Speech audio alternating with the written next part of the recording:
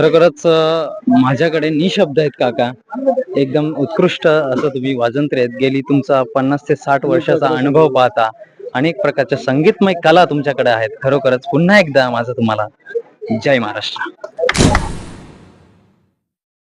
पूर्वी जी सोंगे होती ती लाकडाची असायची आणि ती जरा वजनी असायची. आणि आता ही आपण बनवली ही आपण कागदाच्या लगद्यापासून बनवलेली सोंग आहे.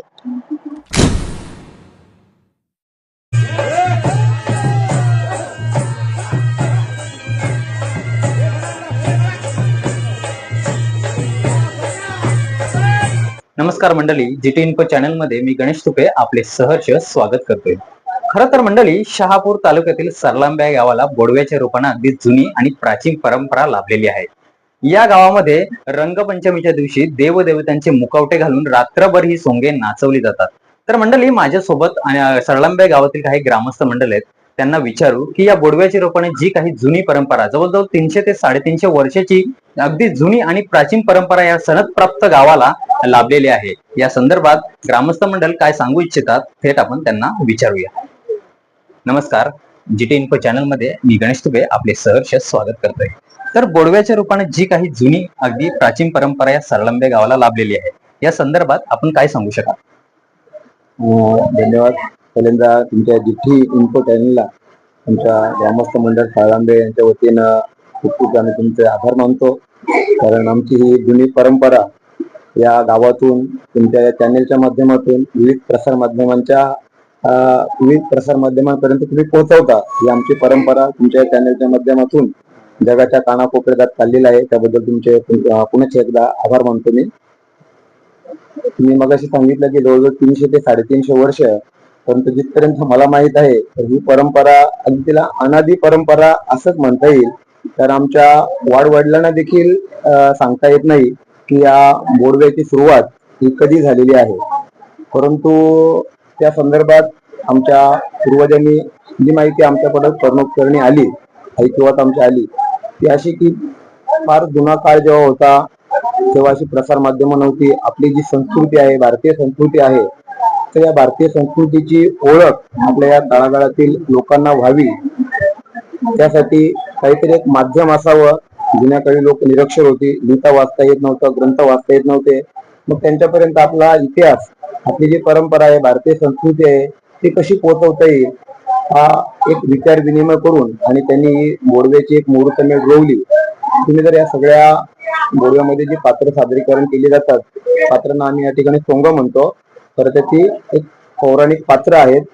तर त्या पात्रांच्या मागे एक इतिहास आहे, त्याच्यामध्ये एक परंपरा आहे. तुम्ही पाहाल, एक दशावतार आपण म्हणतो नाही का, विष्णूचे जे अवतार आहेत, मत्स्य अवतार असेल, राम अवतार असेल, तर राम अवताराचं सादरीकरण आहे. मत्स्य अवतार कशासाठी भगवंताने घेतला, तर हे तळागाळातील लोकांना एक नाट्यकरणाच्या माध्यमातून, सोंगांच्या माध्यमातून जर त्यांच्या समोर हा आपला इतिहास आला, ही परंपरा आली, तर त्यांच्या कुठेतरी मनामध्ये आपल्या संस्कृतीच्या विषयी आदर निर्माण होतो. आपली परंपरा त्यांना कळते, आपल्या संस्कृतीविषयी त्यांना एक अभिमान वाटतो.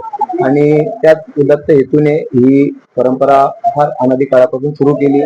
त्यात मी तुम्हाला आणखी सांगेन की तुम्ही थोडंसं त्याच्यावर चिंतन केलं होतं की का बाबा असा हे जी परंपरा आम्ही सोंगची नाचवली जातात, त्याचा एक क्रम पाहिल्यानंतर जर मी एक विचार केला होता की सुरुवातीला जी सोंग निघतात ते भालदार चोपदार हे जनरली हे सगळे देवतांच्या सादरीकरण जे आहे की नाही, तर असं एक आपण त्याचा तर्क बांधू शकतो की आज या सरलांबे गावामध्ये, आज बोडवा आहे, आज या सरलांबे गावामध्ये अगदी स्वर्गातूनच सगळे देव येणार आहेत त्या ठिकाणी. आणि मग त्याची जसं एखादा राजा येणार असेल, तर राजा येण्याच्या अगोदर त्याची वर्दी देण्यासाठी त्याचे दूत पहिल्यांदा येतात, भालदार चोपदार येतात आणि मग ते वर्दी देतात की राजेसाहेब येत आहेत. त्या पद्धतीने या ठिकाणी देखील जत्रेची सुरुवात भालदार चोपदार या सोंगाने होत असते. बरोबर. म्हणजेच प्रथमतः तो सोंग जनतेला सतर्क करत असतो की खऱ्या अर्थानं आता बोडव्याला सुरुवात होणार आहे, तुम्ही सांगितल्याप्रमाणे. आता आपल्या गावामध्ये बाबा साक्षात देवांचं आगमन होणार आहे, ही वर्दी देण्यासाठी सुरुवातीला भालदार प्रकारची दवंडी पिटवली जाते की आता खरं तर स्वर्गातून हिंदू धर्माप्रमाणे देवदेवतांच्या आता गावामध्ये येणार आहेत, असं एक ते वर्दी देतात. आणि त्याच्या मध्ये एक विदूषकाचं सोंग असते ते याच्यासाठी की आता अजून स्वर्गातून देवाची वर्दी दिली त्यांनी, पण अजून देव अवतीर्ण झाले नाही तोपर्यंत मग लोकांची करमणूक करण्यासाठी विदूषकाचं पात्र.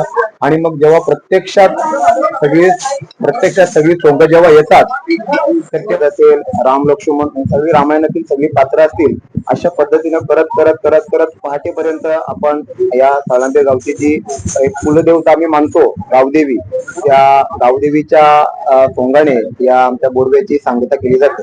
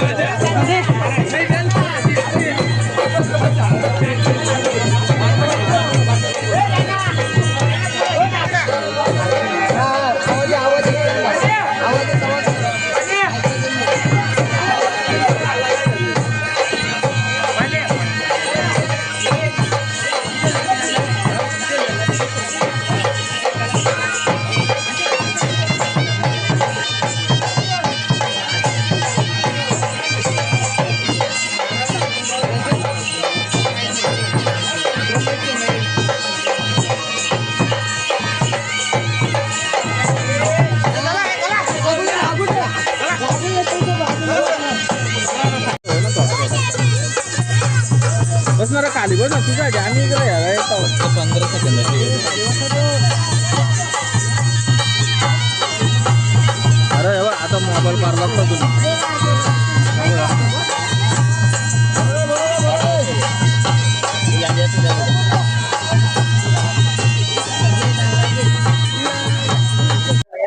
तर मंडळी, आदिवासी समाजाचे भूषण ते म्हणजेच ढिकल्या धिंडा यांना अलीकडेच पद्मश्री पुरस्कार सुद्धा मिळालेला आहे. ते आहेत तारफा वाद्यकरी.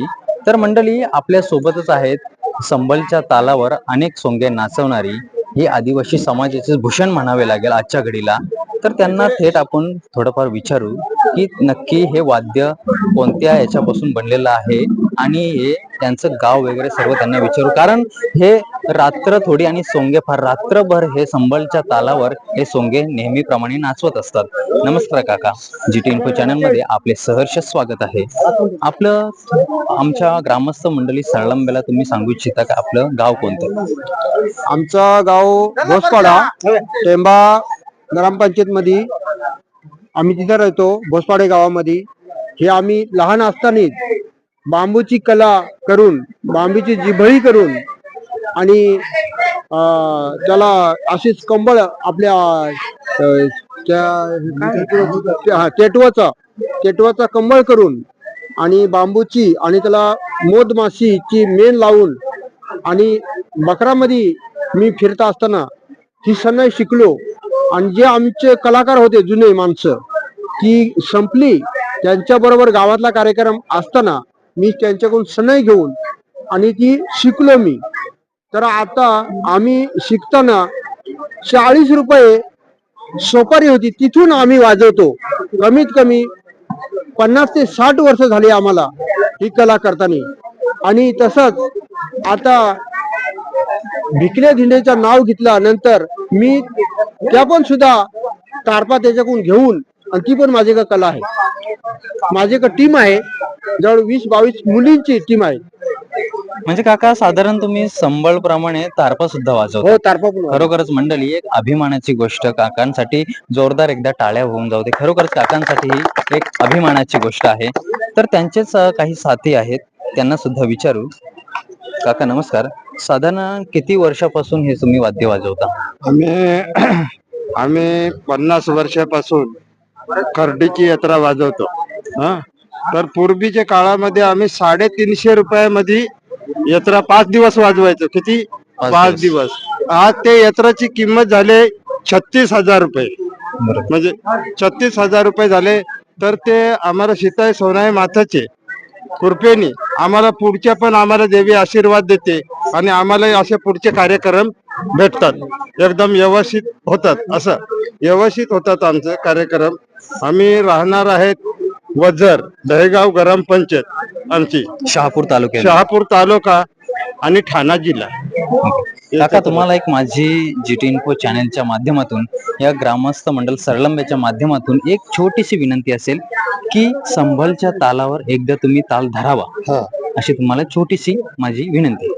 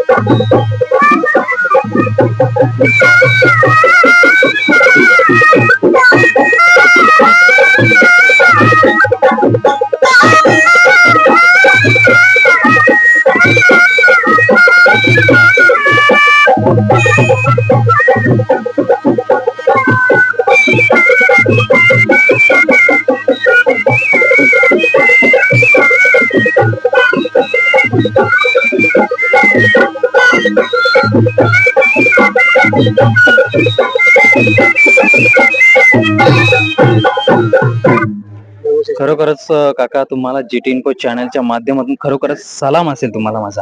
धन्यवाद. आम्ही एक लग्नाची कावाली वाजून जातो. एक काकांची सुद्धा एक फरमाईश आहे की जीटी इन्फो चॅनलला एक लग्नाची कवाली ती थोडीफार वाजून दाखवत आहेत.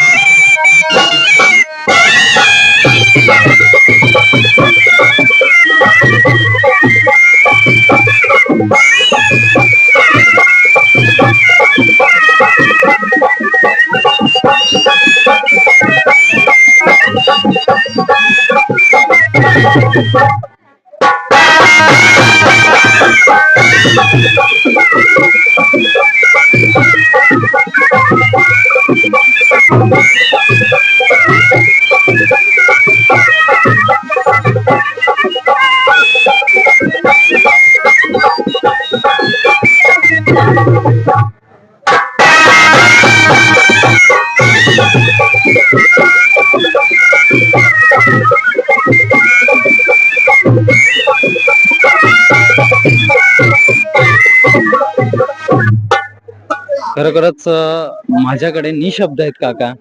एकदम उत्कृष्ट असं तुम्ही वाजंत्री आहेत. गेली तुमचा 50 ते 60 वर्षाचा अनुभव पाहता अनेक प्रकारच्या संगीतमय कला तुमच्याकडे आहेत. खरोखरच पुन्हा एकदा माझं तुम्हाला जय महाराष्ट्र.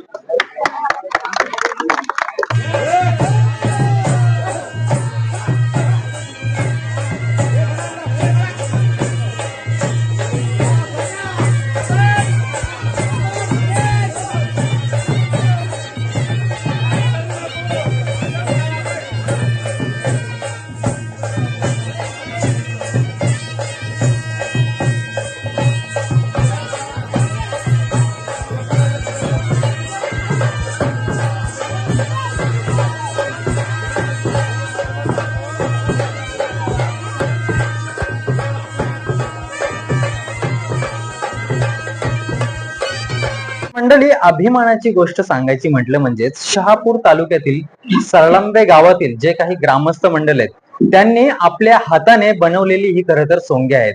खरोखरच आपल्या सोबत आहेत अनंता हुकमाली, की ज्यांनी हे उत्कृष्ट चित्रकार आहेत, उत्कृष्ट मूर्तिकार सुद्धा हेच आहेत आणि अभिमानाची गोष्ट म्हणजेच हेच आपल्या सरलंबे गावातील आहेत.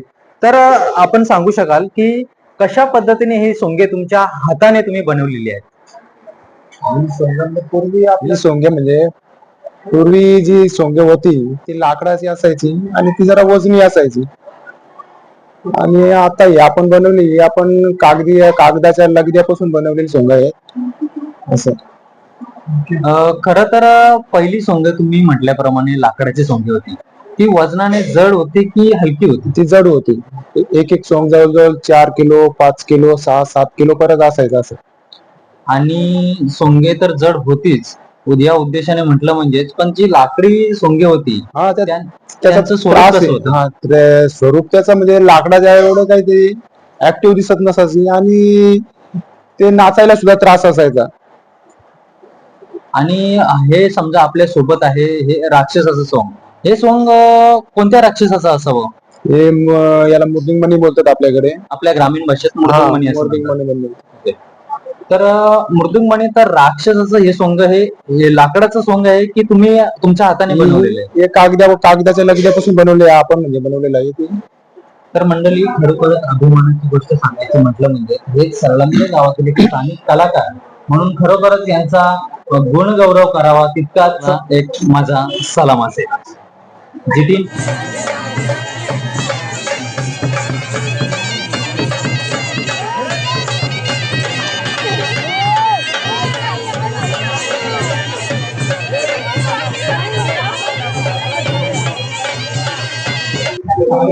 गोडव्याच्या रूपाने जी काही परंपरा लाभलेली आहे सर, त्याबद्दल हेतू आणि उद्देश काय असावा? धन्यवाद. आपण या ठिकाणी जीटी इन्फॉर्मेशनच्या माध्यमातून या ठिकाणी पोहोचलात. खरं पाहिलं गेलं तर तुम्ही आम्ही आपल्या लहान मुलांना शिक्षण देत असताना कॉन्व्हेंटच्या जमान्यामध्ये आपण जगत आहोत. उच्च शिक्षित आपण त्यांना करतो आहोत, परंतु खऱ्या अर्थानं आपण हिंदवी संस्कृती जी आपली आहे ती कुठेतरी लुप्त पावत चालली की नाही असा एक प्रश्न निर्माण होत असतो. या अनुषंगानं आपण ज्या धर्माचा अभिमान बाळगतो त्यामध्ये मग सर्व पवित्र असा प्रभू रामराया आहे. आणि अशी ही रामरायाची किंवा जो आपण दशावतार मानतो, या दशावताराची माहिती आपल्या मुलांपासून समाजापासून संपूर्ण हिंदुस्थानाला व्हावी या उद्देशातून आमचा हा पोहड्याचा उत्सव आम्ही राबवत असतो. त्या दृष्टिकोनातून आपण जो दशावतार या ठिकाणी दाखवला जातो आपल्याकडनं, त्याची संपूर्ण माहिती या समाजाला होत असते. आणि त्या उद्देशातून ज्या रामकृष्णाचं तुम्ही आम्ही जप करतो आहोत त्याची सुद्धा आम्हाला माहिती मिळते. आणि खऱ्या अर्थानं कुठेतरी आपण या कॉन्व्हेंटच्या जमान्यात न राहता सोबतच जी आपली हिंदवी संस्कृती आहे तिचा कुठेतरी आपल्याला माहिती मिळावी या उद्देशातून हा पोवाडा सण सुद्धा आमच्या माध्यमातून या गावामध्ये आम्ही साजरा करत असतो. आणि या उद्देशातून आमच्या गावामधील ज्या पण मुली किंवा सासरी गेले असतील पण खऱ्या अर्थानं आमच्या गावची जी यात्रा आहे तिची मोठ्या आतुरतेने वाट पाहत असतात. आणि ही माहेराला आमची लेक येत असते, त्यासोबतच या आजच्या यात्रेच्या निमित्तानं आमच्या गावामध्ये आमच्या जागाला एक विशेष मान असतो. आणि त्याचे मित्र परिवार असतील त्यांची सुद्धा विशेष परीने या ठिकाणी पाहुणचार केला जातो. आणि हा बोहड्याचा आनंद सुद्धा त्यांना घेतला गेला पाहिजे या दृष्टिकोनातून सर्व ग्रामस्थ प्रयत्न करत असतात. धन्यवाद. GT info news, Ganesh Tupe, Shahapur.